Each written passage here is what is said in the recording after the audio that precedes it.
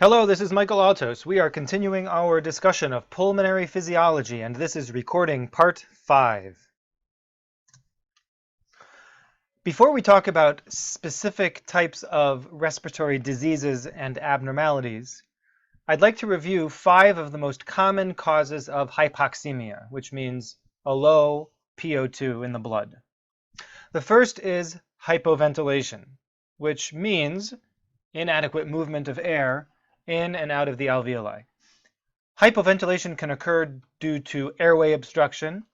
In anesthesia, it could be a ventilator or circuit failure. And in a spontaneously breathing patient, it could be due to drugs which cause respiratory depression or failure, like opioids, anesthetic agents, and certainly neuromuscular blocking agents. The second common cause of hypoxemia is low FiO2. When the inspired oxygen fraction is low, the patient can become hypoxemic. Cause number 3 is VQ mismatch, and this includes pathologies on both sides of the ratio, including dead space and shunt. Patients who have decreased FRC or atelectasis, patients undergoing one lung ventilation or who have an endobronchial intubation, a mainstem intubation, patients with pneumonia, pulmonary edema, aspiration of gastric contents or other substances inside the lumen of the tracheobronchial tree. Diseases like bronchospasm and asthma, COPD, pneumothorax, and various vascular obstructions like pulmonary embolus, fat or amniotic fluid, or air embolus.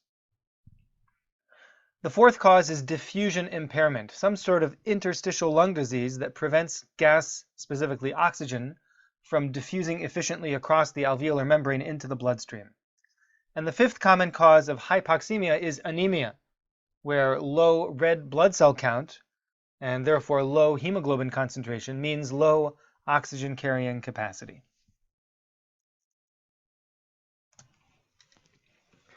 So those are causes of hypoxemia.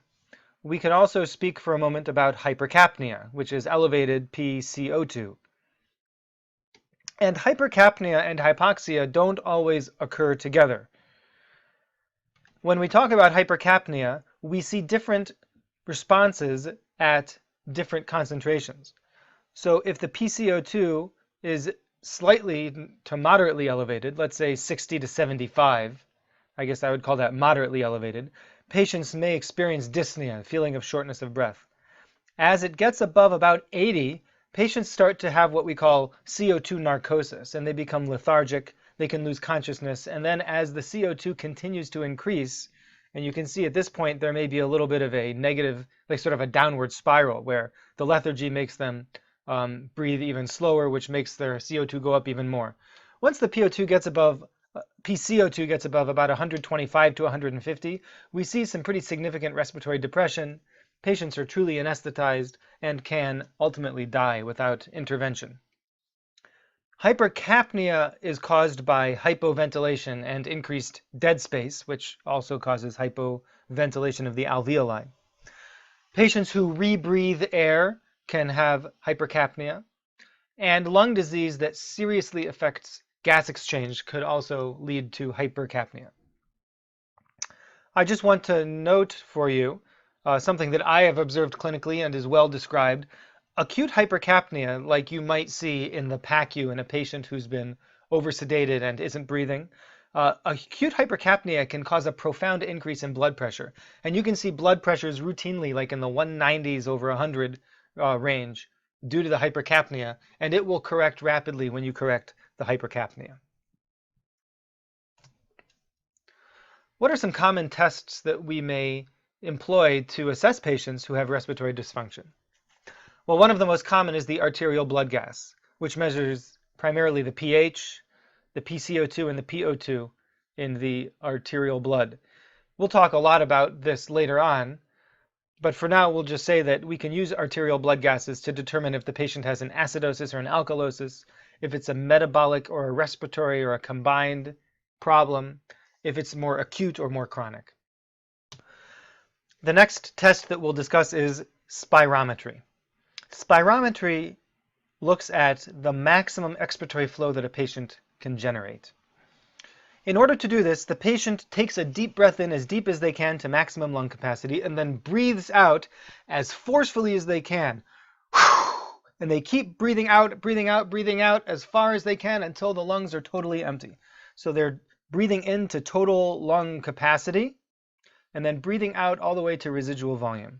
And what we measure is how does their airflow as they breathe out change as a function of their lung volume. So here's a patient in red. The patient takes a deep breath in, and then they blow out, and they get this increase in flow all the way up to 400 liters per minute. This is their peak flow. And then as they continue to breathe out, breathe out, breathe out, breathe out, the flows drop and drop and drop and drop until they drop all the way down to zero when the lungs are basically empty. In patients who have obstructive disease, the diameter, so first of all, in any patient, the diameter of your bronchioles reduces. The bronchioles constrict when you do a forced expiratory maneuver like I just described. But this is exacerbated in patients who have existing obstructive disease like COPD or an asthma exacerbation. And so we're going to see examples of this on some spirograms in the next couple of slides. We can measure specific quantities using spirometry. The two that we're most interested in and that you should be familiar with are the FVC, the forced vital capacity, and the FEV1. Again, how does this work? The patient inhales to their maximum lung capacity. They breathe out forcefully until their lungs are as empty as possible, and we measure how much volume did they breathe out in total. That's their forced vital capacity. And we also see how much volume did they breathe out in the first second of forced expiration. And we call that the forced expiratory volume in the first second, the FEV1. And we can look at how much, what percentage, what's the ratio of the FEV1 to FVC. So let's take a look at some examples.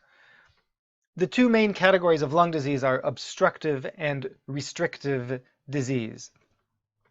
In obstructive disease, patients who have asthma or COPD, those patients have pretty normal lung volumes or maybe even increased lung volumes. But their expiratory flow is impaired because of their obstructive disease. So here's a patient. First of all, let's look at a normal patient. Tidal volume breathing, in and out, in and out. Again, we're looking at, right now we're looking at, just to be clear, this is volume compared to airflow. Now we're looking at a different curve. It kind of looks like the same shape, but this is a different curve. This is looking at volume on this axis as a function of time. So here's the patient. This is just like what we were looking at lung volumes 1 or 2 recordings ago. Here's the patient breathing in and out, taking a deep breath in, and then blowing out as fast as they can. What we're interested in looking at here is how quickly does this drop? That's the flow. And we see that in the first second, they've dropped their volume from about 4 liters down to 1 liter. Compare that with a patient who has obstructive disease. And in the first second, they've dropped from, here they're about 3.5 down to only about 2.5. They've gotten less air out in the first second because they have obstructive lung disease. And in fact, if you measure their FEV1 compared to their FVC, here the patient's normal, they got about 80% of the breath out in the first second. Patient with obstructive lung disease, only 47% out in the first second. There's also restrictive lung disease. Restrictive lung disease is like fibrosis or tuberculosis, something that affects the chest wall, something that keeps the lungs from expanding all the way. So these patients will have a reduced lung volume, but they don't have any obstructive disease, so they may have normal expiratory flows.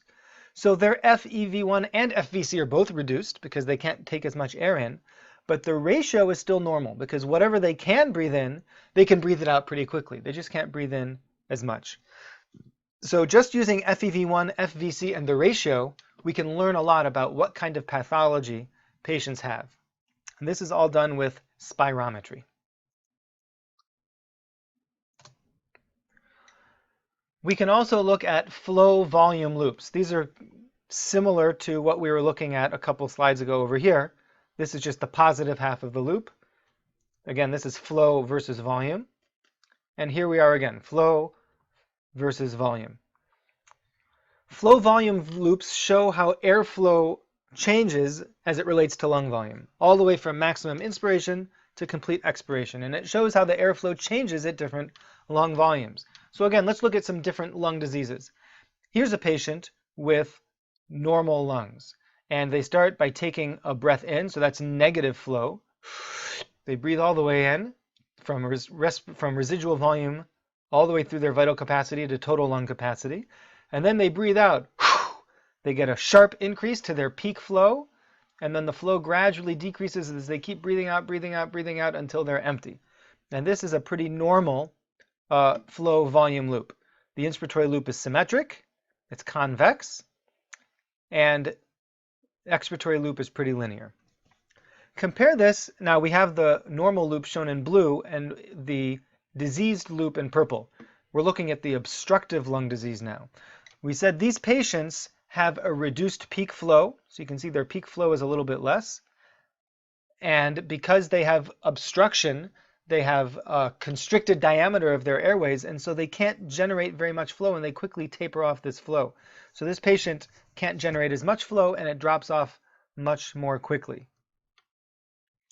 Restrictive lung disease, patients can't inspire to as much of a total volume. So you can see this patient's total lung capacity is big. Compared to the diseased patient, it's much smaller. But the shape of the curve is similar to the normal patient because they don't have any obstructive disease. They can still blow out. Their peak flows are lower because they can't inflate their lungs as much. And one of the factors that determines how fast you can blow out air is how expanded your lungs are. It's sort of like preload for the heart, the same thing for the lungs. The bigger they're inflated, the more flow you can generate. So they can't generate as much flow, but they can get a same percentage of flow out in the first second as a regular patient. These are important curves to understand and distinctions to understand. So you should definitely understand obstructive, restrictive, and normal for flow volume loops and for spirometry in general.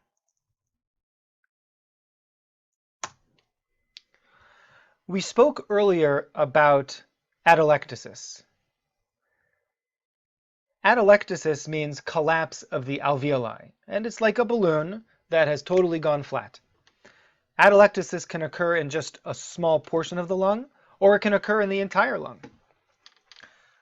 Atelectasis happens when your FRC, and remember, FRC is basically where you are at the end of a normal breath. So when your FRC is less than closing capacity, then your lungs collapse because there's not enough volume inside those balloons to keep them open. We said before that big airways in the tracheobronchial tree have cartilage and they have smooth muscle, and that gives them structure and helps keep them open. But the distal airways, the respiratory bronchioles and the alveoli especially, are floppy and flimsy, and the only thing that keeps them open is the elastic forces and the presence of air inside the lung parenchyma. So when you get below closing capacity, there's nothing to hold those airways open, and they sort of slap shut. Lots of things can cause atelectasis. One of them is airway obstruction. So if a mucus plug or a tumor or a peanut or some foreign body gets into part of the lung, it will block off the lung, and air that's beyond that, you might think, well, it'll just stay inflated, like if I tied off a balloon. But the air in that balloon is actually going to be absorbed into the blood, and the alveoli will collapse. If a lung is diseased and rigid, so it's kind of like crusty and it can't collapse because it's not soft, then what will happen? Well, instead of being able to collapse, it develops negative pressure because all the air got sucked out. And what is going to be sucked in by that negative pressure? Fluid. And so they'll develop edema in their alveoli. Why is atelectasis so bad? Well, anytime patients get atelectasis, whether they're healthy or sick, atelectasis decreases your lung compliance. So the lungs become more rigid. It makes it harder to oxygenate because you have alveoli still being perfused by blood, but there's no ventilation, and that's called shunt. And if that happens, then we have patients whose blood is going to the lungs and leaving the lungs without being oxygenated. Now, if the blood vessels also get compressed during atelectasis, then the shunt is not as much of a problem. But in general, we worry about oxygenation problems during atelectasis. Atelectasis increases your pulmonary vascular resistance, and perhaps most importantly, atelectasis seems to cause lung injury.